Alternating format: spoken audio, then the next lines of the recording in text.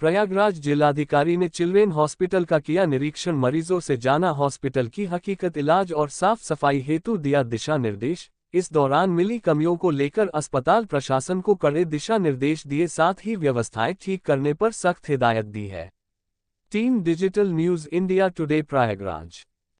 देखिए, आज हमने जो प्राचार्य महोदय हैं उनके साथ में मिलके और एचओडी साहब के साथ में मिलके चिल्ड्रन हॉस्पिटल का काफ़ी व्यापक निरीक्षण किया है।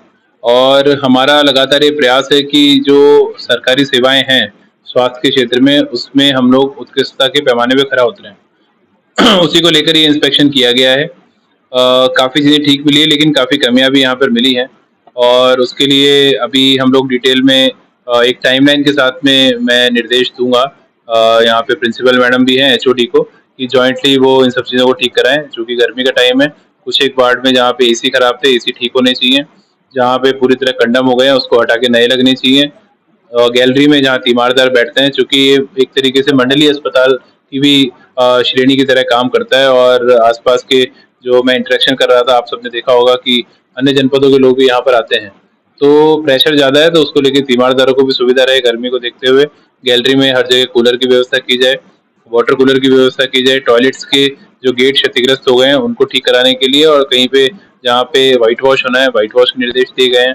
जहाँ पुरानी मशीनें हैं जो कि अब यूज़ नहीं होती हैं, उन सबको हटा के और जो नई मशीन्स हैं उनका उपयोग करने के भी निर्देश हम लोग दे रहे हैं। तो बहुत डिटेल इंस्पेक्शन नोट इसका बनेगा टाइमलाइन के साथ में, और अगले 10 से 15 दिन में आप यहाँ पे काफ़ी व्यापक बदलाव देखेंगे। डॉक्टर्स की भी सुविधा हो, उनको भी बैठने में आराम हो। ओपीडी में जो डॉक्टर्स बैठते हैं, मरीज आते हैं, उनको भी आराम हो, तो उसके लिए भी हम लोग सुविधाएं बढ़ाएंगे यहाँ पे। बजट की कहीं कोई कमी नहीं है, और हम लोग पूरी तरह मजबूत इच्छा शक्ति के साथ में शासकीय सेवाओं को उत्कृष्ट करने पे काम कर रहे हैं। सर, बेड की समस्या देखी गई और पीने के पानी की, और अटेंडेंट के लिए चेयर नहीं बैठने के लिए। अटेंडेंट के लिए चेयर है, लेकिन जहाँ पे चूंकि मैंने कहा कि प्रेशर ज़्यादा है, तो जहाँ कम है उसको भी अभी बढ़ाएंगे हम लोग।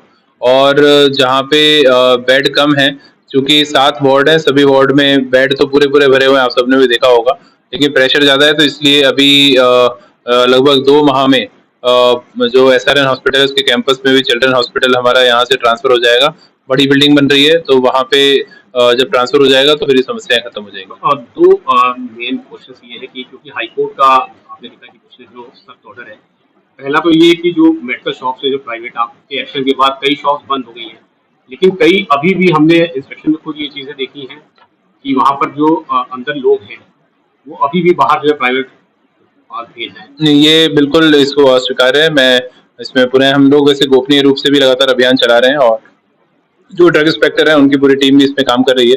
और मैं आपके माध्यम से आपसे भी अपील करूंगा कि कोई भी शिकायत अगर प्राप्त होती है, इलीगल कोई शॉप चला रहा है और अनऑथराइज तरीके से अगर वो शॉप रन करते हैं, तो निश्चित रूप से उसमें एफआईआर भी हम लोग कराएंगे।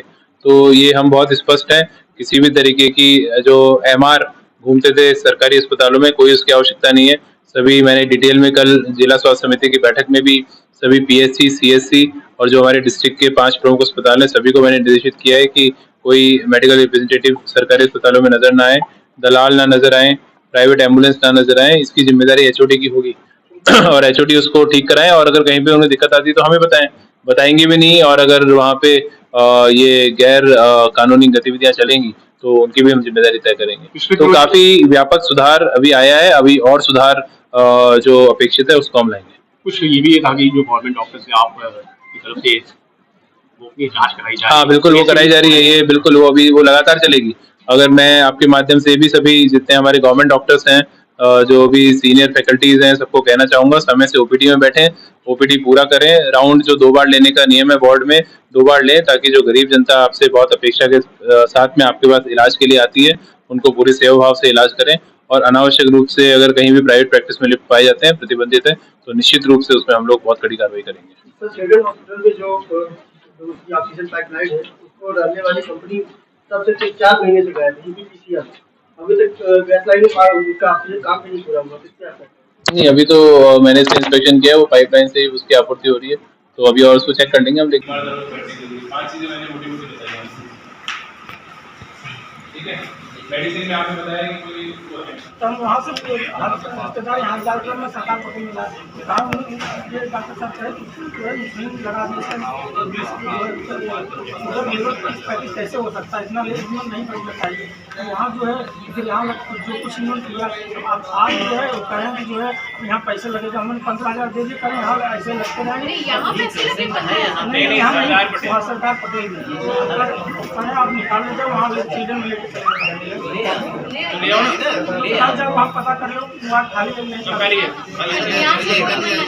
आप अगर उन्हें लेकर आओ उसको जल्दी लेके आओ, मैडम के यहाँ से भर्ती कराओ, अभी तुरंत इलाज करो। ये मत करो। अरे लेटर के नंबर दो, मेरे नंबर दे दो, रेफरेंस लेटर वो देंगे, रेफर करेंगे। 95